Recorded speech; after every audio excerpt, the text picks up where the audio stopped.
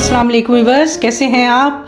उम्मीद है आप सब खैरियत से होंगे। आपको रमज़ान की मुनासबत से एक रेसिपी दूं जो कि हर घर में ज़रूरत होती है। तो आज हमारे किचन में बन रहा है जी माश की दाल के बड़े।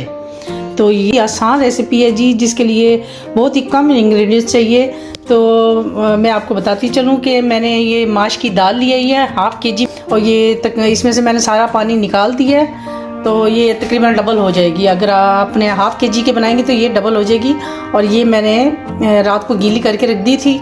तो इसके अलावा इसमें जाएगा जी 1/2 टीस्पून इसमें जाएगा मीठा सोडा, जाएगा इसमें 1 टीस्पून जाएगा इसमें नमक, और आधा कप हम पानी इसमें ऐड करेंगे। अगर ज़रूरत हुआ तो थोड़ा और ऐड कर लेंगे, वरना इसमें आधा कप ही जाएगा जी। तो सबसे पहले हम करेंगे जी ब्लेंडर के अंदर अपनी दाल को ब्लेंड कर लेंगे। और अब हम इसमें डालेंगे जी थोड़ा सा पानी डालेंगे। ये 1/2 कप मैंने आपको बताया था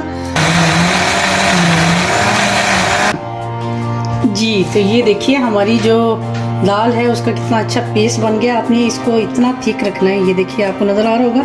हम इसमें ऐड कर देंगे जी नमक, जो मैंने आपको 1 टीस्पून बताया था, और मीठा सोडा इसमें जाएगा जी 1/2 टीस्पून। अब हम इसको अच्छी तरह से मिक्स कर लेंगे। मिक्स करने के बाद अब हम अपनी दाल को हैंड बीटर के साथ अच्छी तरह से इसको ब्लेंड कितना फेंटेंगे इसको कि ये एक फ्लफी सा बैटर आपका तैयार हो जाए।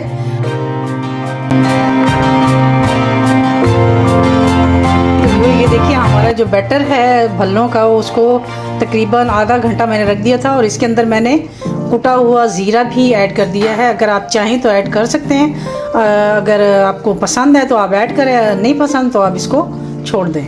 तो ये देखिए हमारा इतना थिक होना चाहिए। ये हमारा बैटर आपको नज़र आ रहा है। और इसकी निशानी ये है कि ये इसको हम थोड़ा सा, ये साथ पानी मैंने रखा हुआ है तो इसमें थोड़ा सा इसमें हम डाल के देखेंगे।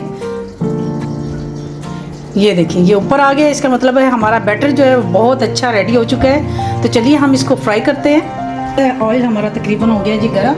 तो अब हम इसमें डालते जाएंगे जी। आपने जितने बड़े भल्ले बनाने हैं आप उतना ही क्वांटिटी इसमें अपनी स्पून के अंदर डालें। ये देखिए हम इसमें डालते जाएंगे।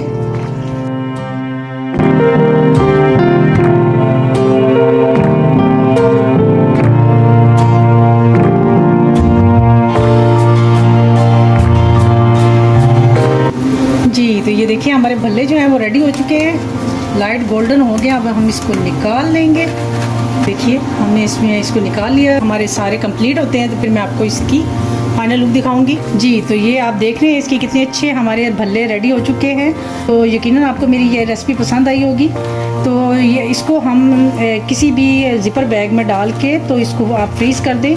ये आपके पूरा रमज़ान ये आपको फ़ायदा देंगे और आपके इस्तेमाल हो जाएंगे। ये देखिए ऐसे करके आपने ठंडे करके इसमें डालने हैं। तो ये देखिए ये आपके कितने अच्छे इसमें सेफ हो गए। तो और इसको आप फ्रीज़ कर लें, और यकीनन आपको ये मेरी आज की रेसिपी बहुत पसंद आई होगी।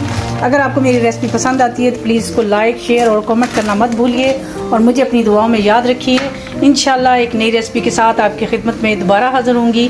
तब तक के लिए मुझे इजाज़त दीजिए। अल्लाह हाफिज़।